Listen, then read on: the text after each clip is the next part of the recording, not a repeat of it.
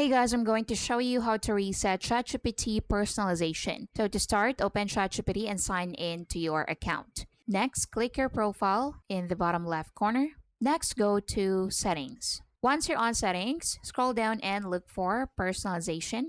Click on that. Once you're on personalization, scroll down until you see custom instructions. Hey guys, quick one before we continue. My team and I publish step-by-step tutorials on useful software, apps, and tools to help you get things done every single day.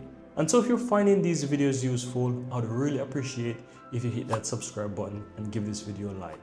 And of course, so that you'll never miss out when we release more tutorials just like this one. Now, let's continue. Now to reset ChatGPT personalization, go to custom instructions and select all these text, then tap delete or backspace to delete all of those. So you need to remove the instructions you previously entered. Then tap save at the bottom right corner. So it says here custom instructions updated. Now you can also go to characteristics and you can change this like emoji, so depending on what you want. Then you also have here base style and tone. You can also change this.